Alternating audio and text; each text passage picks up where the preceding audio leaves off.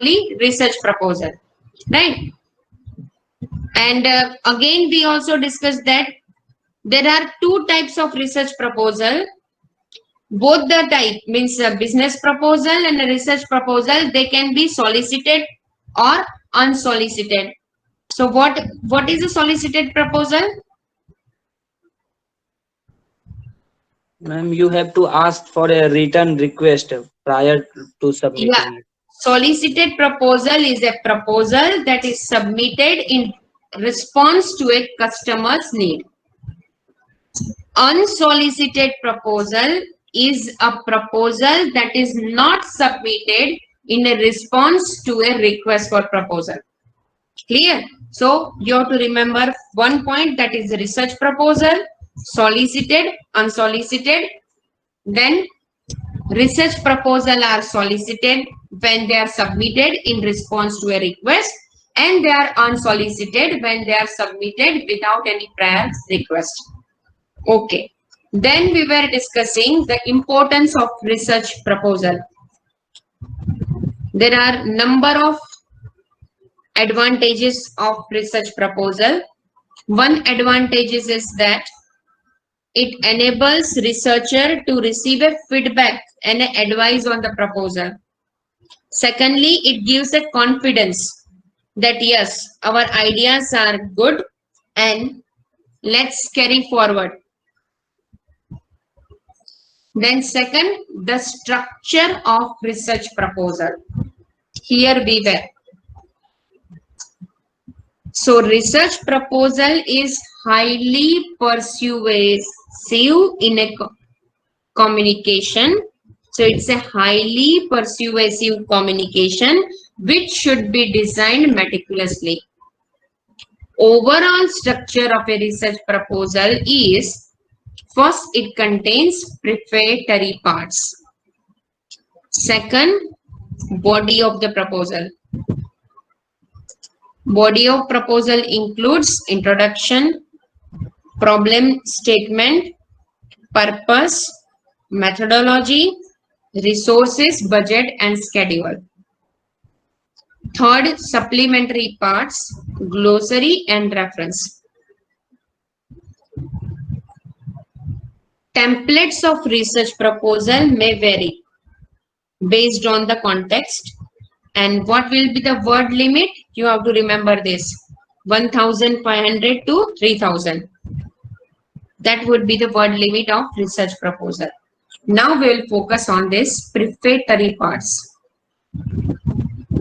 Now just prepare your mind for this prefatory parts. When you will write a research proposal, the first page of your research proposal, that would be a prefatory part. It will contain a title.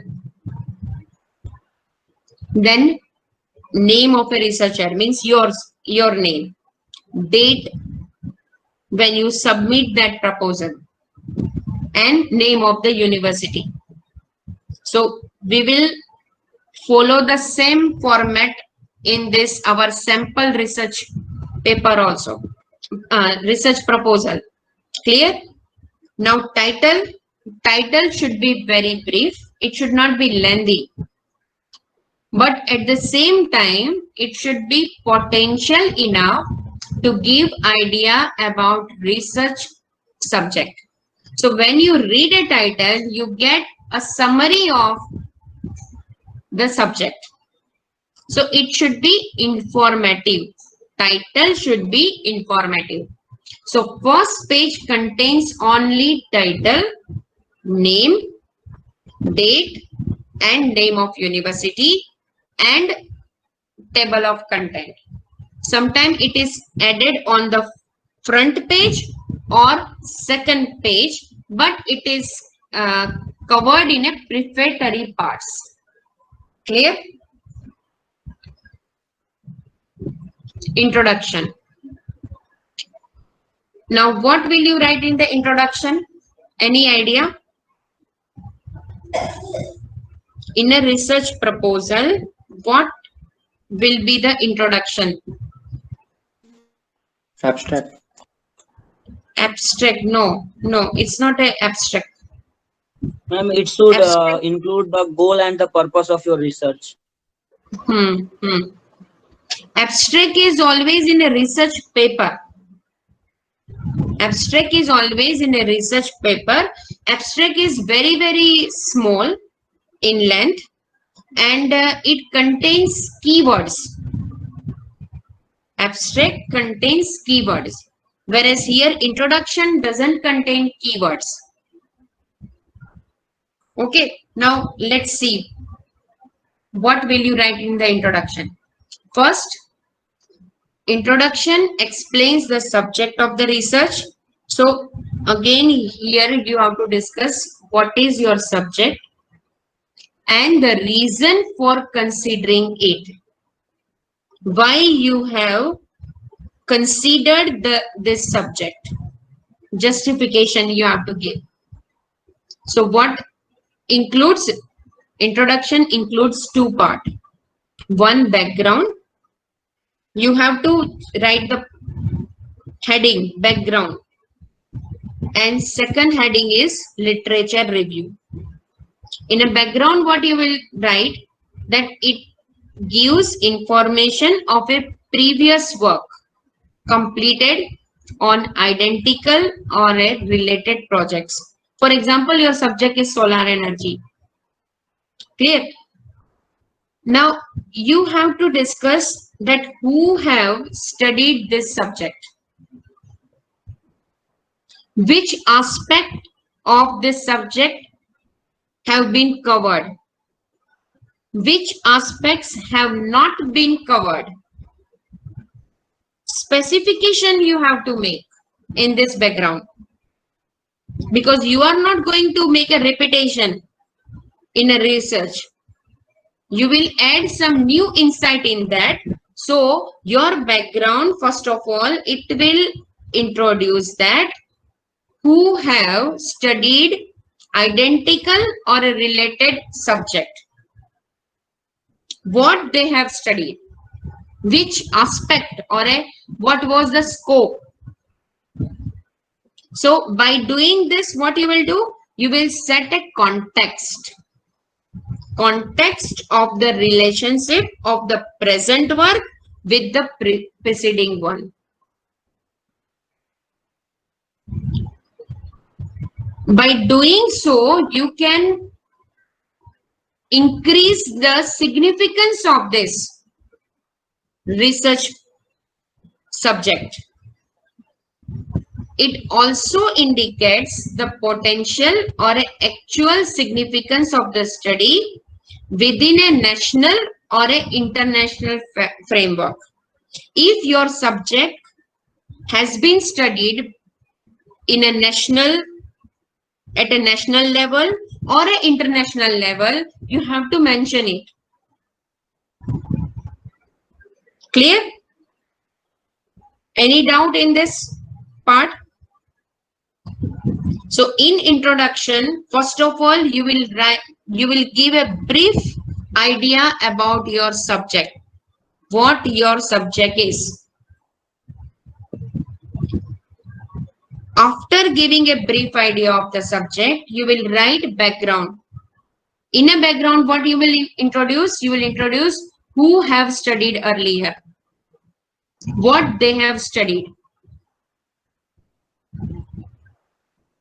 and what they have not studied. So if you will mention that this subject has been studied at an international level also, at a national level also, it will raise importance of your subject. Okay, any doubt?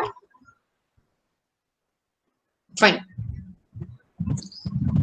Now, second part of the introduction is a literature review. Any idea what is literature review? Literature review is very significant. We will study it separately later, because literature review is also a part of dissertation. It's an entire chapter in dissertation. But any idea what is literature review? Ma'am, not to be very specific, but when a book is written or a research paper is written, so some expert read it first before the launch of it, and they write a particular review about it. So it may resemble to the literature review. No, no, no, no. Any other idea? Literature review is here different. Here, which book you have studied that are related to this subject, or where you have found a reference of this subject. Literature review, it provides review of other works which have a linkage with the present topic.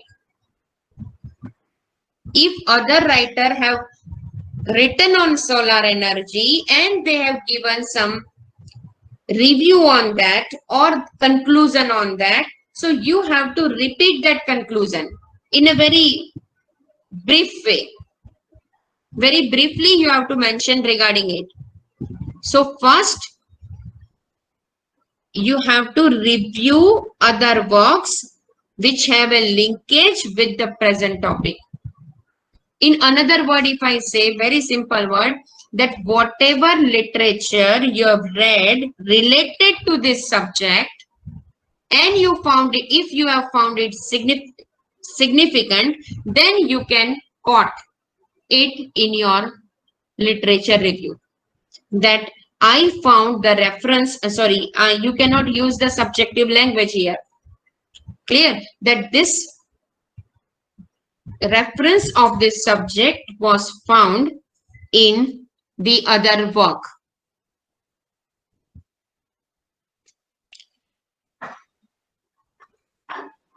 Second, it shows researchers' familiarity with the research conducted on the proposed topic or a problem. Now, it also shows that researcher is very, very familiar with the research subject and he or she has done a lot of sped work. Clear? It also throws a light on your knowledge regarding the subject. So if you have a clarity regarding the subject, you can treat the subject in a very confident way.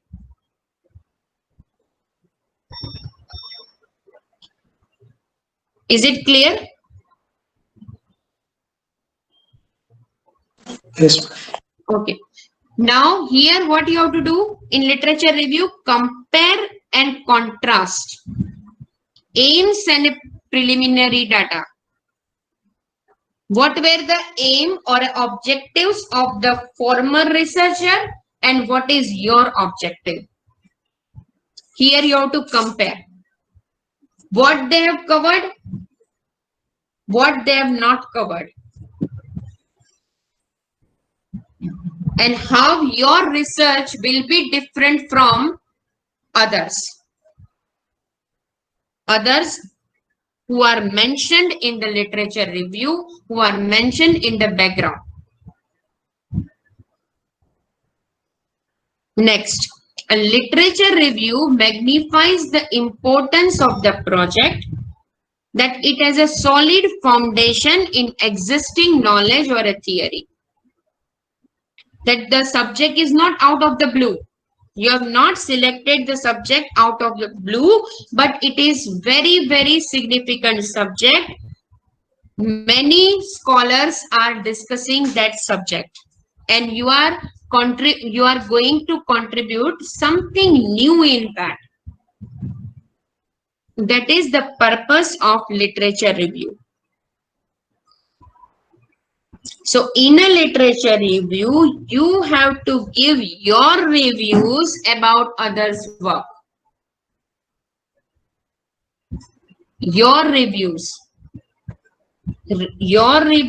of others' work on the same subject that you are going to conduct. It states how the proposal will build on already completed project.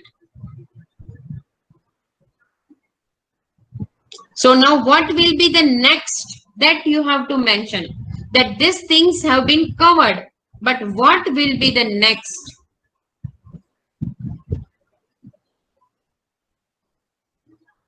That you have to mention.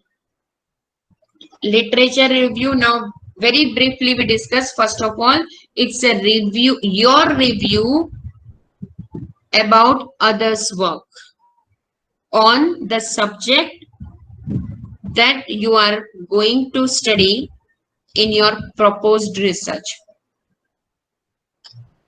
When you add a literature review, it shows your familiarity, your knowledge, that you have done a lot of research before selecting a particular subject. And here you have to compare others' work with your work. Compare in the sense that what they have done and what you are going to do.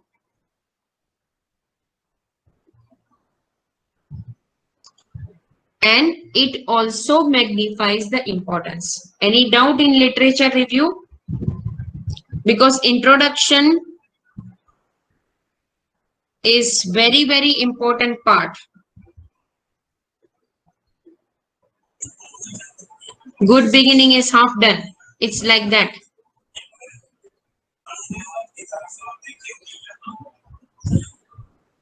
Any question?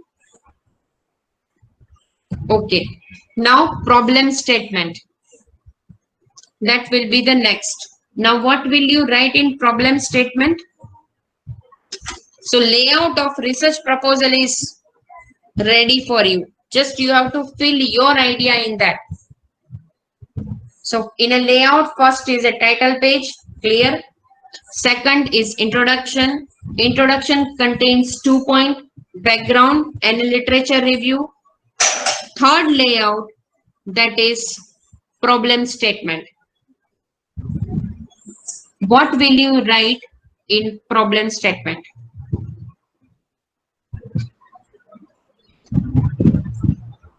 What the word problem statement signifies?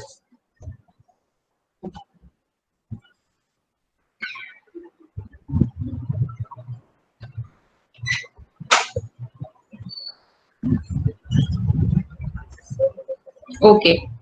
So problem statement, a research problem is an area of concern or a gap in the existing knowledge that points to the need for further research. Problem, in a problem statement, what you will point out, that this is the problem. Problem is subject, proposed subject. This is a proposed subject. It was studied by this many people, but we will continue a further research in that. So there is a gap in the existing knowledge and what we are going to contribute. So in a problem statement, what we have to add? First, identification of problem. What is problem? Proposed topic means what was handled by other and what were their limitations. What were their limitations? Loopholes of the former research that was done on the proposed topic. Clear? Loopholes of the former research that was done on the same identical topic. Identification of problem. Then definition of problem. What exactly the problem is.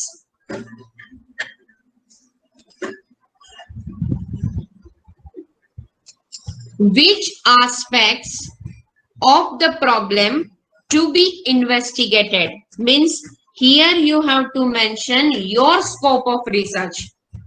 Which part? For example, pollution. So pollution, which part you will focus? Noise pollution, water pollution, which part? Scope of research. What will be the consequences if the proposed problem remains undiscussed or unsolved?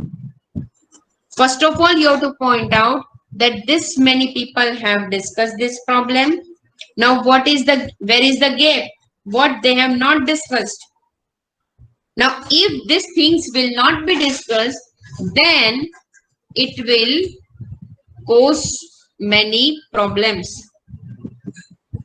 Then you have to highlight that which problem will remain unsolved if the present topic will not be further discussed.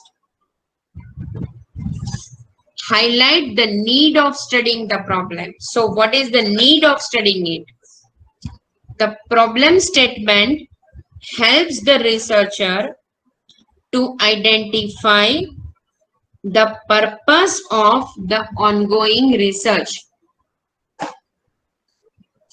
The problem statement helps the researcher to identify the purpose of the ongoing research. And when you write about this problem, you as a researcher will identify that what is the purpose of this research. So what you will do, what you will write in a problem statement? What is the problem first? Problem that this many people have studied, but again the problem is not completely solved because this aspect of the problem has not been studied. There is a gap and you are going to bridge that gulf. You are going to bridge that gulf and that will be your contribution.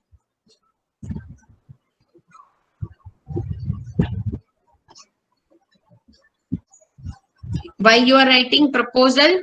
So that if you write a proposal, if it gets approved, then you can conduct further research on that. So what are the objectives of a research proposal? First, to persuade stakeholders. I already told you that who are stakeholders here?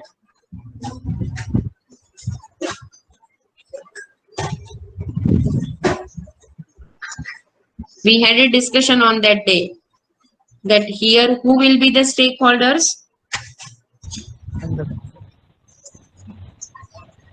Yes, please.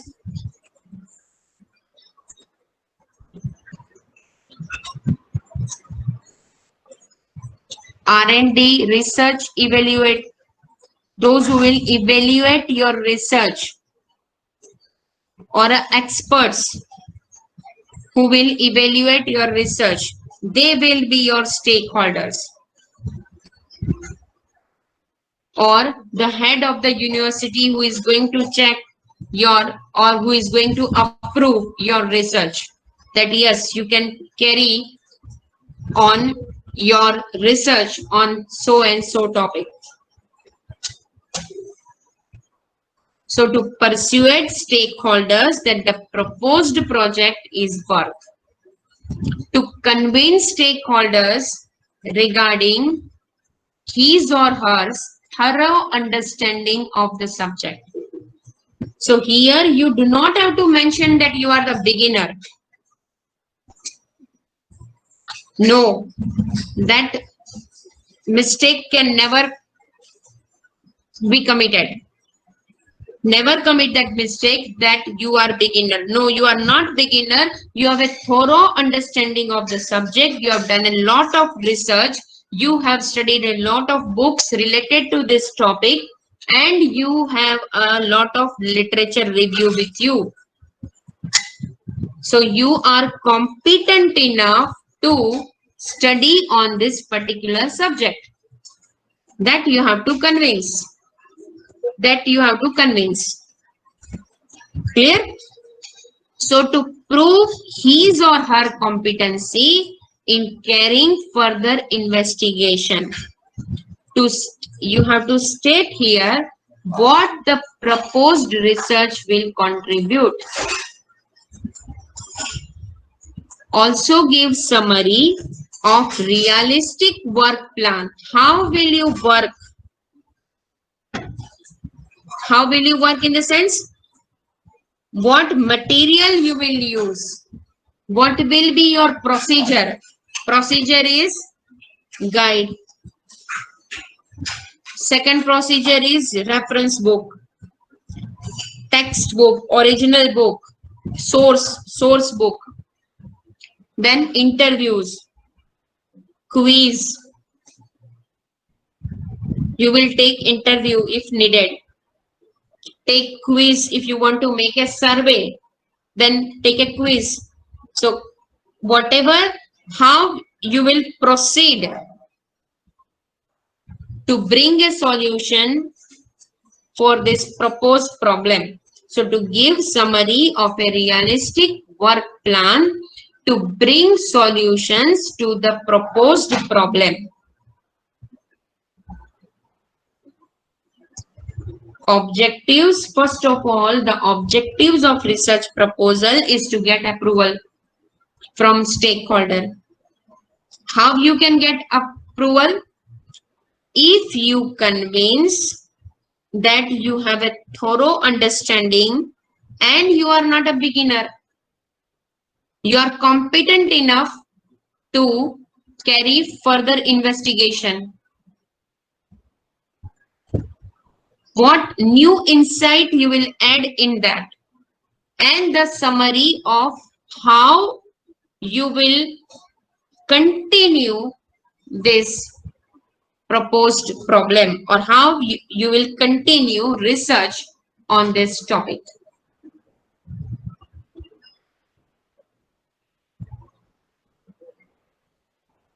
Does anyone have doubt on this?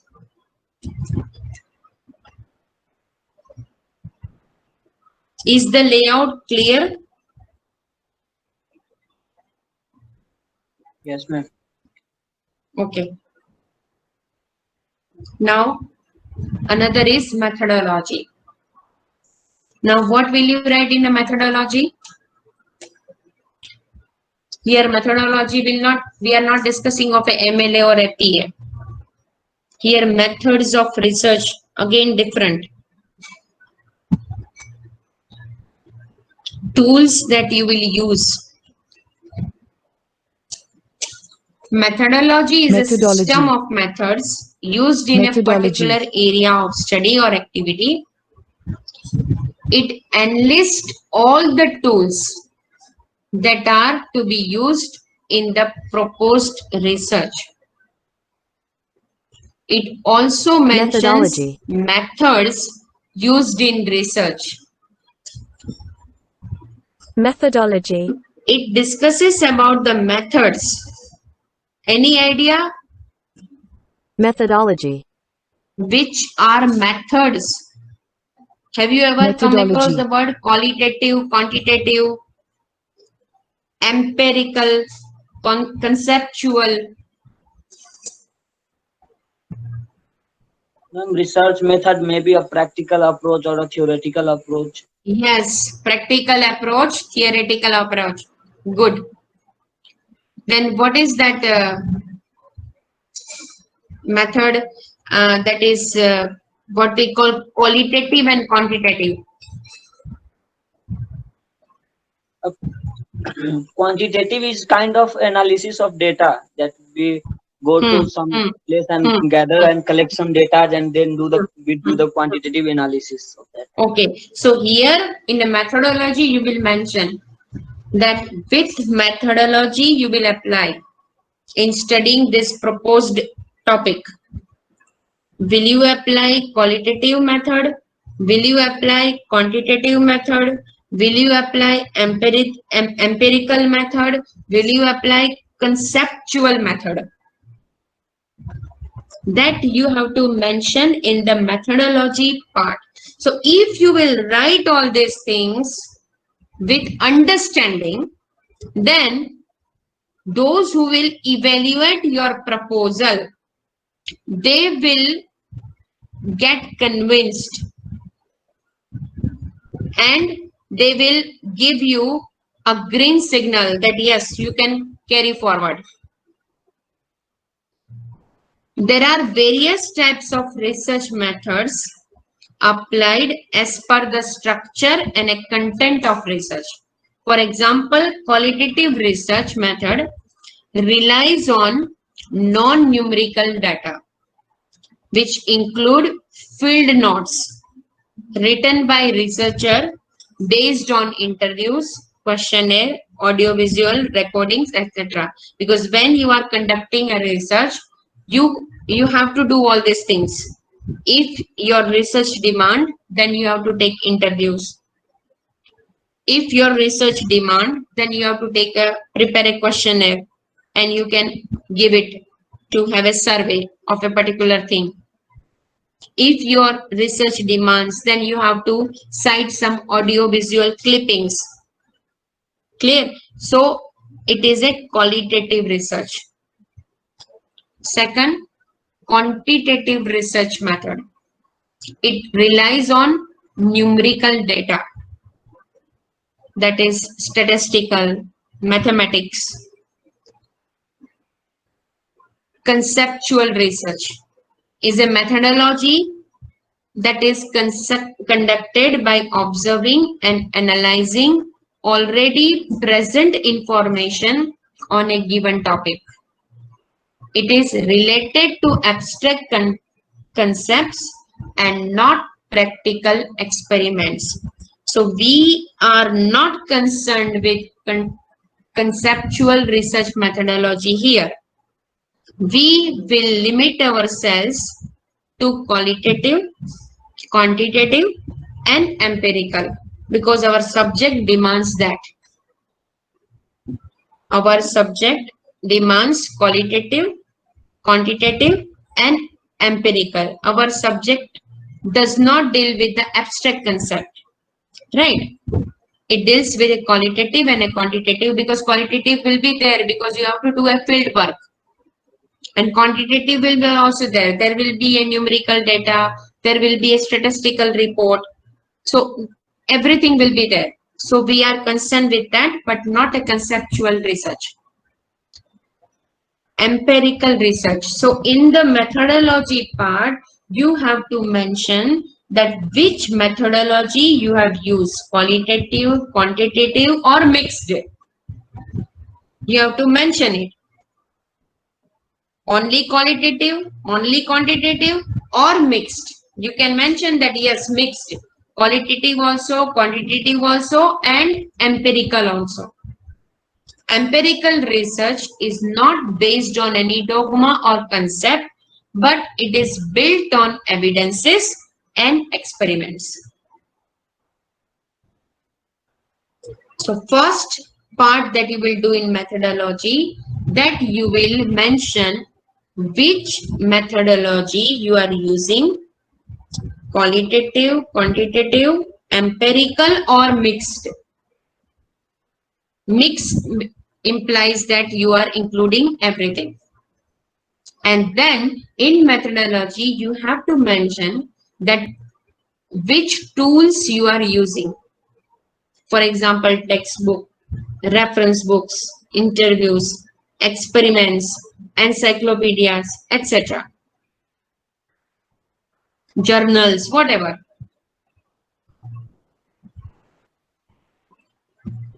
Any doubt?